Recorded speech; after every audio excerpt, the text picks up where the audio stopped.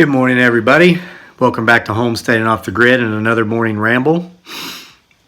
We hope to have this one uploaded early for you today. It's October 1, 2018, and I'm out here at about 5 a.m. in the woodshed with my apple tree, my spooky light up jack-o'-lantern, and my lighthouse oil painting that I got at the Goodwill for 99 cents.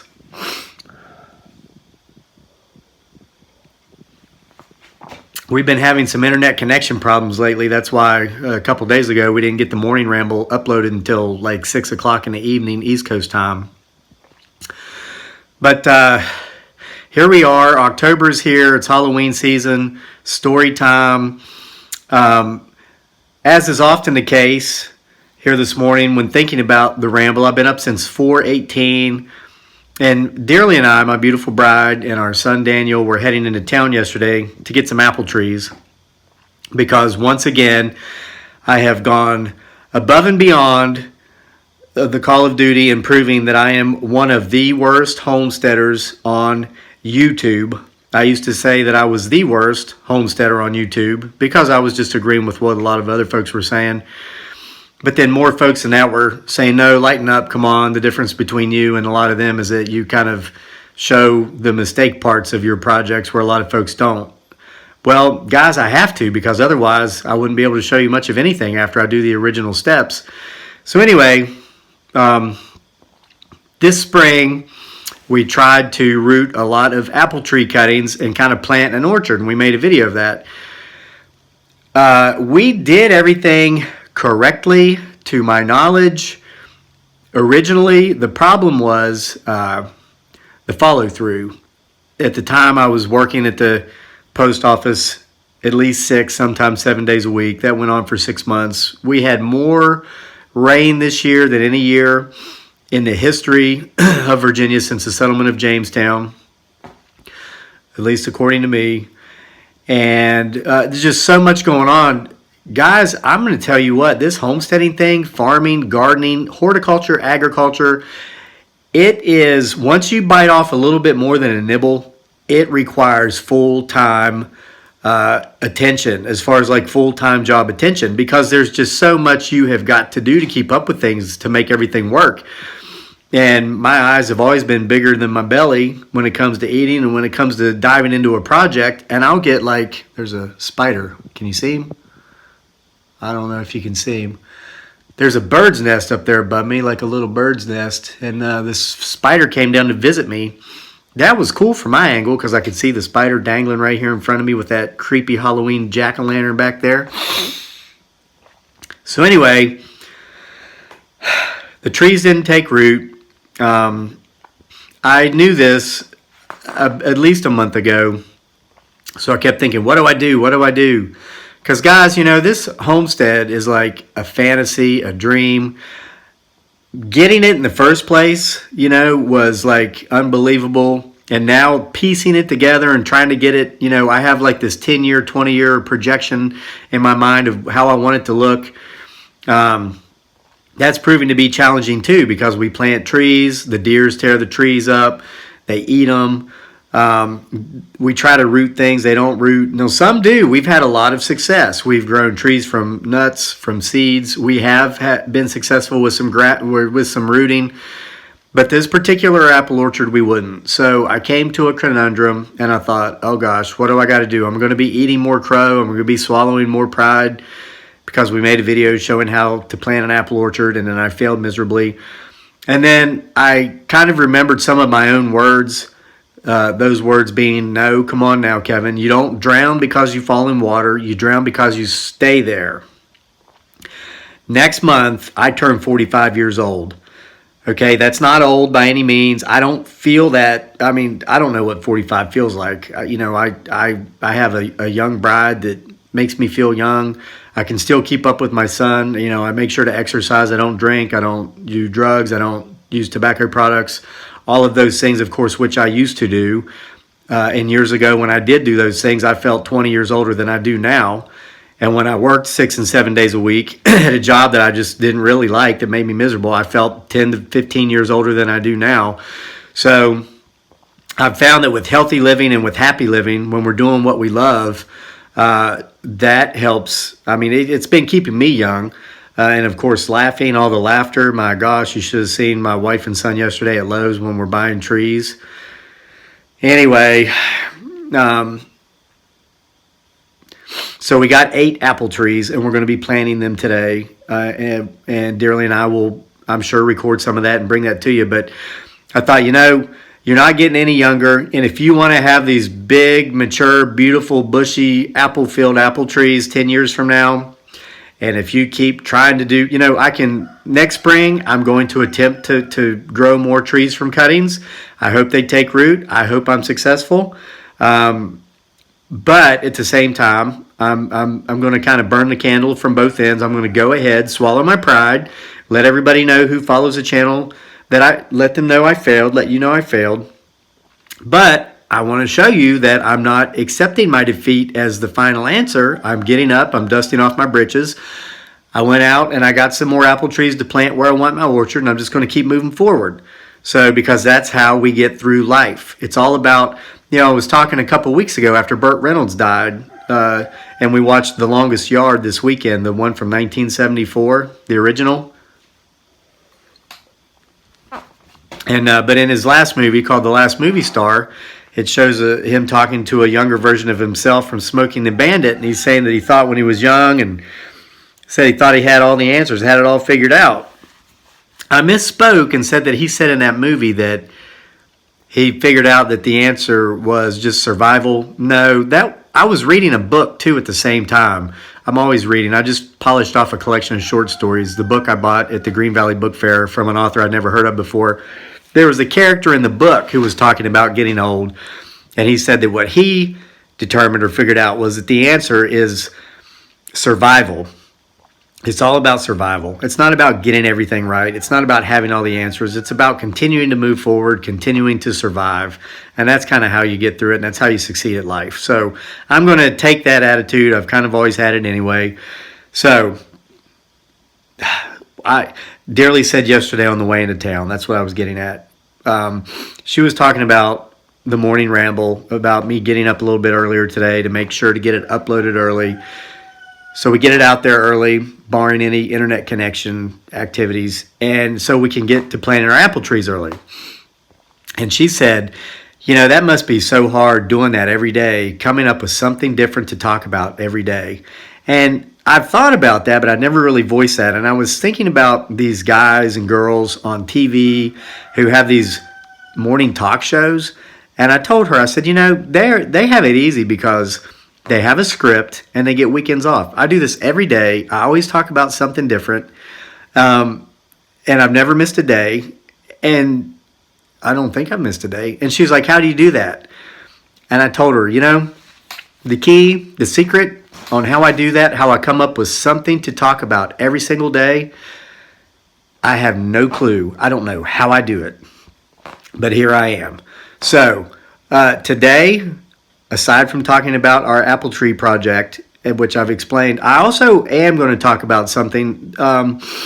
Yesterday I kind of pranked you guys with that story about the dogwood branch and this conspiracy theory or this old urban legend or folklore about how if the berries grow on the north side, it's going to be a hard winter. That was to kind of prove a point about how easy it is to make fake news. Somebody said in the comments, they said, you said you used to write fake news. You should tell us one of your stories or whatever. And I did that. I've done that off and on. If you follow the channel regularly, a lot of these questions that the newer subscribers asked have already been answered or addressed. And I kind of try to lead you in the right direction. But I was thinking along the lines of fake news that might be real. And so I just kind of want to share a story with you and see if any of you have had this experience. If for those of you who are still here, I know that anybody that came here by way of a Google search, if you were Googling fake news, conspiracy theories, you're probably long gone because we're at 9.5 minutes. But for our loyal, faithful subscribers who know it takes me a few minutes to get to the point, thank you for still being here. Here we go. Here's the point. So I remember, a lot of times when you work for tabloids, when you work for these fake news outlets. And you know what? We have a subscriber who always writes books when he comments. His name's Mark. I always mispronounce the last name, even though he told me how to. Mark brought up a good point yesterday in the comments. He said there's a difference between fake news and biased news. And I want to point that out too, because there really is. When I think of fake news, I think of like tabloid rubbish, the kind of stuff that I majorly wrote. The alien abductions, the Bigfoot, the government is controlling the weather to destroy third world countries through tsunamis and earthquakes and all these things so that we don't have to spend so much foreign aid on them. That is okay. Then there's the biased news, and this is, I think, where one outlet supports one political party, another outlet supports the other, so they slant the news in different directions. There is a difference, but the line between the two, it can be very thin and often hard to see. So Mark brought up a very good point. But then sometimes, whatever. I don't want to get too far out on that limb. But fake news that might be real, here's where the line becomes so thin that sometimes you can't see it. There was a story. Now, listen, we all know how cookies work. Cookies, as far as when you search for certain things on the internet, when you're going to certain sites, your computer stores those pathways in which your computer took to get there. So when you go back to them, you can get there faster. Okay, we know that the ad companies use those cookies to serve you ads. For instance, right now as you're watching this video, you're going to see ads pop up on the video, or maybe off on the sidebars you're seeing ads. Okay, for every 10 of you watching this video, you're probably all seeing 10 different ads, because that's based upon your cookie activity. If one of you have been Googling yard tools, let's say you're looking for a new rake because you broke your rake, you're probably being served ads about rakes or other yard tools. If another one was you're looking for some new hiking boots because you want to go out this fall and do a lot of hiking, because my beautiful bride Dearly and I have inspired you through our hiking videos to go hiking, but to always make sure to keep an eye out for those dangerous squirrels, you're probably being served ads about hiking boots. It's how it works. Okay, so a few years ago, people started being concerned with, are you actually being watched through your computer, through your handheld device? Are you being listened to over the microphone? All these things. And when this first came out, people thought, oh, that's crazy. It's conspiracy theories. There's no way any of that stuff's true. But then we found out, yeah, it actually is. But now people are still saying, crazy like you're crazy. When was that proven? When did anyone... a lot of it, you think about Facebook, wow, what kind of security breaches they're having. No, 50 million accounts just got hacked. Everybody in Silicon Valley is starting to throw Mr. Zuckerberg under the train because of his monopolistic ways. Everybody in Silicon Valley kind of had this gentleman's agreement that there were certain things they would not do in order to keep the government at bay, so the government kind of wouldn't come in and ruin the party for everybody. Zuckerberg has overstepped that gentleman's agreement, and looks like the big boys are on their way into the party. So anyway, there was a meme going around a couple years ago that showed Zuckerberg talking, and his laptop was behind him, and he had the webcam covered with a Band-Aid, and he had the microphone covered with something, and everybody was like, see, that's proof. Well, is that proof? Well, here's two instances in which I kind of experienced something very similar that I'm going to share with you, because I jumped on that. This was years ago. I was, for the tabloids I was working for, I was taking that story and running with it too and telling my own version. But here's two things that happened. And the lighthouse picture is here because you remember when I got it, I couldn't figure out a place to put it. I still haven't. And I figured, why not put it out here with me in the woodshed for these morning rambles? So, okay, there are two things that on two different occasions I began being served mega ads for. And these two things I know I never, ever, ever looked for on the internet. I never Googled it, nothing. Here we go. I mentioned earlier when I was rambling on and on about how I used to drink and drug and use tobacco products and all this stuff. It's amazing I'm alive, not just from being in combat and going into these nasty places, which I've mentioned 117,000 times. in the annoying neighbor in the crayon video. By the way, which a lot of you say you don't know why you saw that video, but that's what brought you here. It's probably because of these cookies. There are keywords that maybe you've searched for, or which maybe when you're on YouTube watching videos, you have this particular certain interest, and that interest matches up with keywords from that video, and that's why you were recommended. There's that spider. Can you see him? There he is. That's why. Whoa, he's going somewhere I don't want him to go. Hold on, buddy. Whoa, there he is. Now I don't know where he is. This is creepy because you saw where he was going. I better speak softly. So, anyway, your interests matched up with keywords from that video. So there you were. Now here you are. Okay, so I mentioned I used to chew tobacco. I too cover my webcam with the Band-Aid and all this stuff because, you know, people can hack into your system. And it's not that I'm doing anything I don't want them to see. I simply don't want people, you know what I mean? And maybe I am a little bit paranoid. I used to just use like tape or paper. I've used various things throughout the last many years.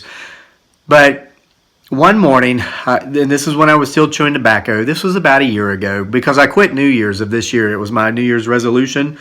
And I made it. So today's October 1, and so it's been 10 months without chewing tobacco. So anyway, my routine was to get up, drink the first cup of coffee. After my first cup of coffee, and this I still do, then I would get online. No, wait, I would drink my 2 cups of coffee. Then I would put in tobacco, then get online and just do whatever, check messages, and then go on through with my day. Thought I saw another spider. So this one morning, I drank my coffee, sat down, got on my laptop, took out my tobacco, put in a big chew of tobacco, and I chewed Grizzly Wintergreen. That was what I used to chew. I looked up, so I'm sitting there like this, and I see that whatever I'd had over my webcam was gone. I was like, I better get something over that. So I stuck something over the webcam, went on about my life. Later in the day, when I go back online, and this was several hours later, I started getting served ads about tobacco products. These different types of tobacco I'd never tried, but all wintergreen flavor. And I was like, and I promise you, I never Googled, never searched anything about tobacco. Yet now suddenly, and this is the first and only time I ever remember being served ads about tobacco. And I thought, you know, it just came to me. I was seen through this webcam putting that big old chew of tobacco in my mouth. They got to see me for about 60 seconds, and what they saw was me putting tobacco in my mouth. I covered the webcam, and based upon that 60-second activity, they knew to serve me tobacco ads. Guys, this is a true story. This isn't the dogwood. The berries don't grow on the north side, because which they do. This is a true story. And then secondly, we have some friends, Gary and Lori, and their son Colton. They came out. This was last October. It was for my beautiful bride's birthday. She's got a birthday coming up here in October. They came out. We had a small get together. We had some food. It was a beautiful day. We picnicked outside. They brought a trailer to haul behind their SUV because their son has a little 4-wheeler, a little motorcycle. They brought those out so our boys could ride around on the homestead while we were hanging out. Well, they had spilled some gasoline on the bed liner inside the SUV, like the truck bed liners. So Gary and I pulled it out. We were cleaning it out properly, making sure, you know, not to poison the environment. And Dearly and I talked about how much we liked the bed liner and how we should get one just like it. We'd never searched bed liners on the internet ever. She had her iPhone with her, and she can get internet access on this, but she can't use it for calls. So we were within range of the signal. We were right outside the house. We're talking about truck bed liners. We had the birthday party. Our friends went home. They stayed till dark. We went inside. We both got online to check, you know, messages, whatever. We were both being served advertisements for bed liners for trucks. Does that mean they heard us through the speaker? Now, guys, this just creeps me out a little bit. I mean, and these are true stories. And I thought of this when I read that comment that said, "Can you tell us about a fake news story you wrote?" I kind of piggybacked what I thought was a fake news story. That be careful because Google's listening to you, Google's watching you, all these things. And this was a few years ago. And as I piggybacked with that story, I thought to myself, is this really fake news? Or, I mean, is this, George Orwell's 1984? We're all being watched. Guys, I think we're here. And a lot of you are probably saying, duh, yeah, we've known this for a long time. Well, I think there's a lot of people out there who still don't know this or still don't understand this or recognize this. I mean, when you say, wow, how did I get here on the internet? Or how did I get to this video? Was it serendipity? The lighthouse, we talked about that in another video. I'm glad you did. I'm glad you found me. And a lot of you say you're glad that I'm here and that you found me. How much of it's serendipity and how much of it is they're listening, they're watching? The tobacco products and the bed liner for the truck, that just blew my mind. So anyway, I need to get inside, wake my family up, snuggle with my son, get him off to school because Dearly and I have some apple trees to plant. We're going to bring you some footage of that later. We love planting trees. One of these days, we're actually going to figure out how to keep them all alive. It's my goal to move up in the ranks of homesteaders on YouTube next year. I'm in the bottom rung. I don't mind if I stay in the bottom rung as long as I get closer to the top of the bottom rung. We all have to have goals, right? And as long as we keep moving forward, as long as we keep surviving, then we're doing it right to the best of our abilities, at least to my understanding. So, thanks for being with me here this morning for another morning ramble, unscripted, off the cut, day number 78 in a row of doing this or whatever. We'll see you for more next time.